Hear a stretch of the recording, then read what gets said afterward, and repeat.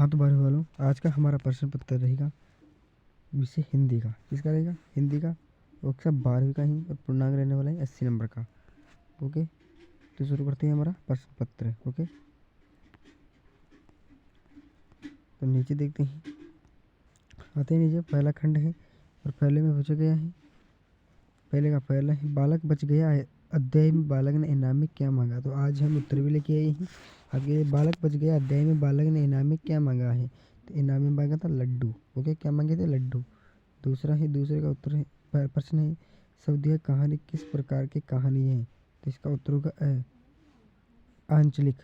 Okay, अगला तीसरा प्रश्न है, मैंने देखा एक बूंद कविता में कवि ने बूंद की किस विशेषता को बताया है। तो इसका उत्तर होगा चमक। क्या होगा? चमक। ओके, अगला चौथा प्रश्न है, 12 मासा जायज से किस रचना का अंश है। तो इसका उत्तर होगा पद्मावत। क्या होगा? पद्मावत। ओके, पांचवा है, सूरदास की झोंपड़ी में किस वर्ग की व्यथा का अंकन किया गया है।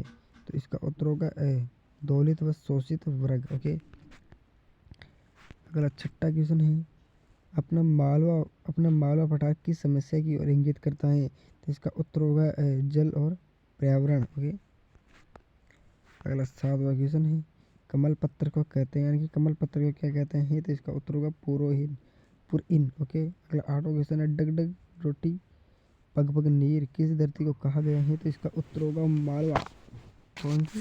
मालवा। मालवा है ना? हाँ बिल्कुल। नवा है, नाटक का सबसे जरूरी और असंग अंग है जिसके माध्यम से कथा की जाती है। इसका उत्तर होगा संवाद। कौन सा होगा? संवाद। अगला 10वां है, समाचार लेखन के लिए ककार होते हैं। तो इसका उत्तर होगा 6। कितने? 6। 11वां है, किसी अखबार की अपनी आवाज़ किसे माना जाता है। तो इसका उत्तर होगा संपादकीय। 12वां, संवाददाताओं के बीच काम के विभाजन को मीडिया की भाषा में कहते हैं बीट। क्या कहा जाता है? बीट। अगला क्वेश्चन है रिक्त स्थान वाला, दूसरे का पहला है, काव्य की शोभा बढ़ाने वाले तत्व क्या कहलाते हैं। तो इसका उत्तर होगा अलंकार। क्या? अलंकार। दूसरा, रोला व उच्छाला छंद के योग से क्या बनता है। तो चप्पे छंद है। कौन सा? चप्पे छंद। तीसरा, ऐसी काव्य रचना जिसे पढ़ते ही अर्थ ग्रहण हो जाए वह गुण से युक्त रचना मानी जाती है। तो तीसरे में आएगा प्रसाद गुण। कौन सा? प्रसाद गुण। अगला चौथा है, जब कारण नहीं होने पर भी कार्य हो वहाँ कौन सा अलंकार होगा। तो वहाँ होगा विभाजन, विभावना, विभावना। ओके, पांचवा है, सागर के उर पर नाच नाच लहरें करती मधुर गान भक्ति में कौन सा अलंकार है। तो पांचवा होगा मानवीकरण। कौन सा? मानवीकरण। अगला है, 3 वर्णों का एक होता है शायद समूह होगा। ओके, 3 वर्णों का एक समूह होता है शायद। ओके, अगला पास सभी को पता है, गद्यांश आता है तो पठित गद्यांश से इसको पढ़कर स्पष्ट उत्तर देना है और ये भी वही है। ओके, अब यहीं आगे खंड ब। 5वां, लेखक ने सेवाग्राम में किन किन देशभक्तों को देखा। तो अभी किताब के पास है, किताब में से देख रहे हैं। 6वां है, सिंगरौली के लिए लेखक ने बैकुंठ एवं काला पानी की उपमा क्यों दी। 7वां है, विज्ञापति की नायिका प्रेम के अनुभव का वर्णन करने में असमर्थता क्यों व्यक्त करती है। 8वां, दिशा कविता में बच्चे ने हिमालय को पतंग की दिशा में क्यों बताया। 9वां, बिस्कोहर में लेखक ने किन किन सांपों के बारे में बताया।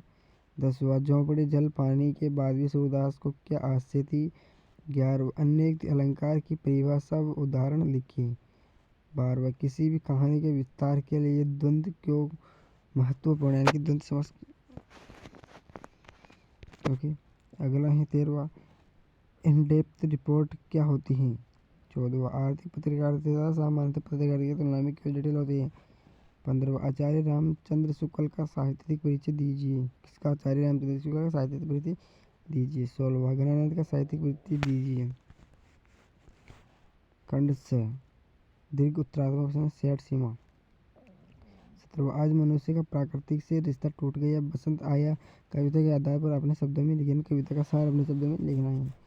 8वां में हिकानोलिया का गीत कविता के मूल खत्ते को अपने शब्दों में लिखना है, यानी कि इसका भी सार लिखना है।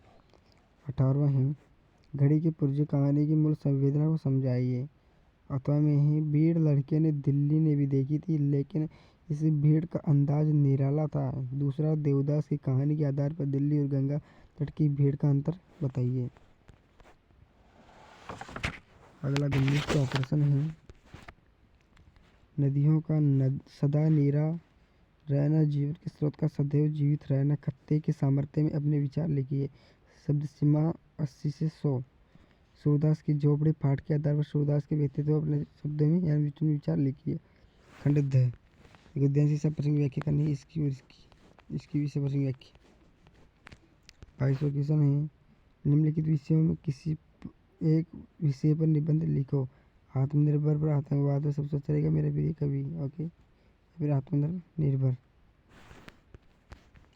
ओके, तो ये हमारा क्वेश्चन कंप्लीट हो चुका है। क्वेश्चन पत्र पूरे क्वेश्चन कंप्लीट हो गया। इंग्लिश का और गणित का रह गया तो उसको भी कल एक दो दिन में बता देंगे। ओके, धन्यवाद।